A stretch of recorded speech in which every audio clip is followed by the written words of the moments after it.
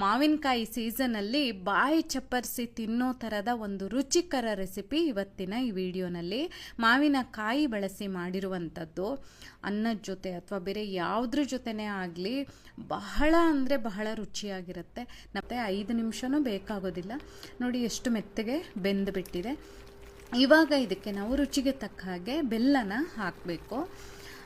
ಹುಳಿ ಕಡಿಮೆ ಇದ್ದರೆ ಬೆಲ್ಲ ಆಗುತ್ತೆ ಅಂದ್ರೂ ಬೆಲ್ಲ ಕಡಿಮೆ ಹಾಕ್ಬೋದು, ಅಥವಾ ನಿಮ್ಮ ರುಚಿ ನೋಡಿಕೊಂಡು ಮತ್ತೆ ಬೇಕಾದರೂ ಬೆಲ್ಲನ ಹಾಕ್ಬೋದು. ಬೆಲ್ಲ ಹಾಕಿ ಬೆಲ್ಲ ಎಲ್ಲ ಕರಗೋವರೆಗೆ ಕುದಿಸಿ ಇದಕ್ಕೆ ಈಗಾಗಲೇ ನಾವು ಮಾಡಿಟ್ಕೊಂಡಿದ್ವಲ್ಲ ಆ ಮಸಾಲೆ ಪುಡಿಯನ್ನು ಹಾಕಬೇಕು.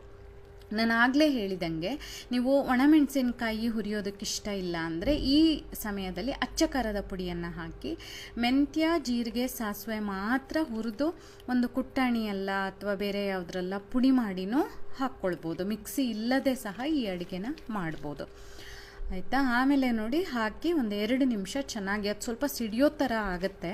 ಹೆಚ್ಚು ನೀರೇನು ಹಾಕಿರೋದಿಲ್ಲಲ್ಲ, ಹಾಗಾಗಿ ಚೆನ್ನಾಗಿ ಮಗ್ಚುತ್ತಾ ಒಂದು 2 ನಿಮಿಷ ಕುದಿಸ್ಬೇಕು. ಆಮೇಲೆ ಒಂದು ಒಗ್ಗರಣೆಗೆ ಎಣ್ಣೆ, ಸಾಸಿವೆ, ಒಣಮೆಣಸಿನ್ಕಾಯಿ, ಇಂಗು ಮತ್ತು ಕರಿಬೇವು. ತೆಂಗಿನ ಎಣ್ಣೆಯಲ್ಲಿ ಅಥವಾ ಕೊಬ್ಬರಿ ಎಣ್ಣೆಯಲ್ಲಿ ಒಗ್ಗರಣೆ ಹಾಕಿದ್ರೆ ರುಚಿ ಚೆನ್ನಾಗಿರುತ್ತೆ. ನಿಮ್ಗೆ ಯಾವ ಎಣ್ಣೆ ಇಷ್ಟನೋ ಅದರಲ್ಲಿ ಒಗ್ಗರಣೆನ ಹಾಕಿ ಇದನ್ನು ಫ್ರಿಜ್ಜಲ್ಲಿ ಒಂದು 15 ದಿವಸ, ಹೊರಗಡೆ ಹಾಗೆ ಒಂದು 2-3 ದಿವಸ ಇಡ್ಬೋದು. ಯಾವುದ್ರ ಜೊತೆ ಬೇಕಾದ್ರೂ ಬಡಿಸ್ಬೋದು. ಬಹಳ ರುಚಿಯಾಗಿರುತ್ತೆ. ಖಂಡಿತ ಟ್ರೈ ಮಾಡಲೇಬೇಕು ನೀವು.